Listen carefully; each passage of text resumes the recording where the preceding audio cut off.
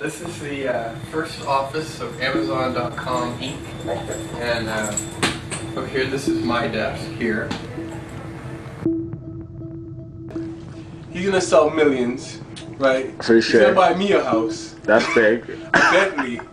And a Phantom. What is your individual long-term goal right now as a 16-year-old? What's your long-term goal? To get to the NBA. Do you want to be the best? Yeah. Everyone has that one audacious goal, that one thing they just know they can do. For Drake, he wanted to become the biggest rapper in the world, sell millions. For LeBron, well, he wanted to become the best basketball player that ever lived. And for Bezos, it started with a door. Literally, a hollow core door slapped on 4 wooden legs. That was his desk. It's a door with 4x4s. Sticky balls. The first office of Amazon. Just a guy in a garage with barely enough power to run a few computers. Come on. Amazon.com. This virtual shop claims to be the world's largest bookstore. You've seen the story, you've heard the praise, they called him humble, but here's the part they leave out. Jeff Bezos wasn't some broke kid with a dream. That desk, that garage, that was marketing. The illusion of the underdog, the myth of humble beginnings, and yet we see that door and think, what's my excuse? But maybe the real question is, what's his advantage?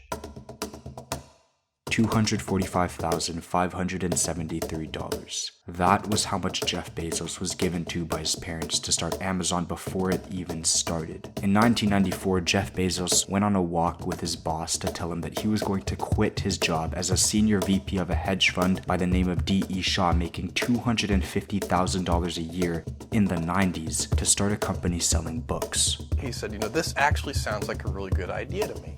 But it sounds like it would be a better idea for somebody who didn't already have a good job.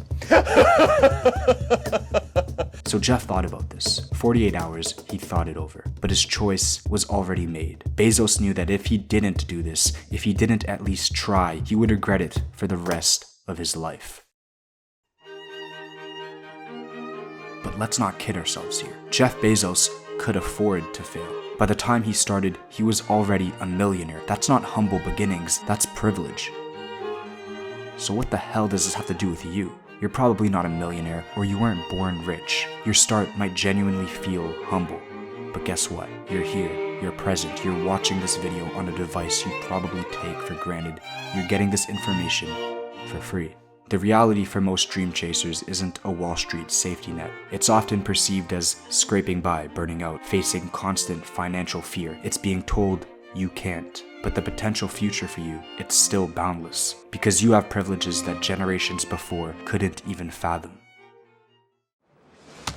Look, you got something none of us have. Oh, come on. Why is it always this? I mean, I fucking owe it to myself to do this or that. What if I don't want to? No. Well, fuck you. You don't owe it to yourself. You owe it to me. Because tomorrow I'm gonna wake up and I'll be 50.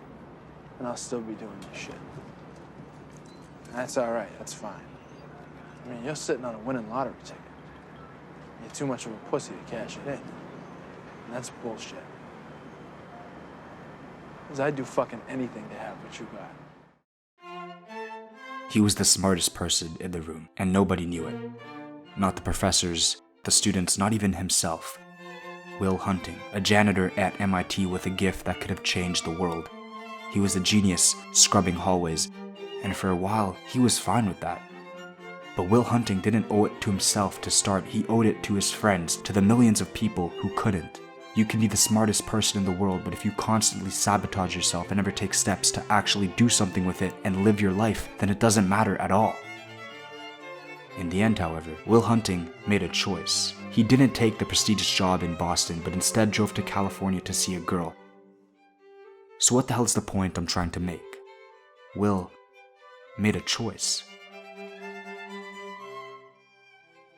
The choice you make every single day. You wake up, tell yourself, tomorrow I'll start, and repeat the process over and over and over again. You choose every day not to chase your dreams. You choose every day not to act on your potential. And guess what? Not many people get to make that choice. Most people don't have your privilege. They don't get to choose whether or not they want to chase their dreams. The fact that you're here consciously making the decision of whether or not you're going to start something, the fact that you even can, is enough.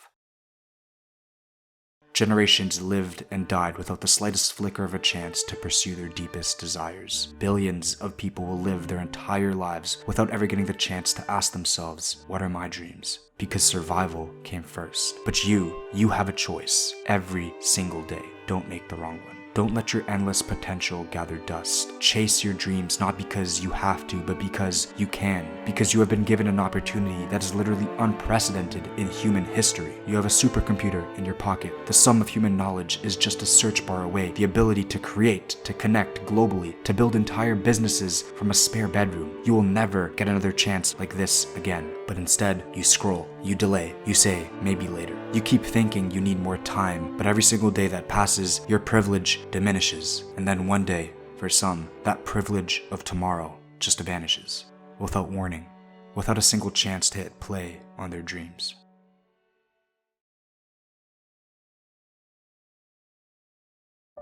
Life is fragile, a gift that can end without warning. Your time isn't infinite. And every morning you wake up and breathe the possibility others never knew. This isn't about fear, it's about recognizing the ultimate privilege you hold right now. Time. The chance to breathe, to create, to connect. You are here. You are alive. You have this moment. Don't waste a single second of this incredible, fragile opportunity.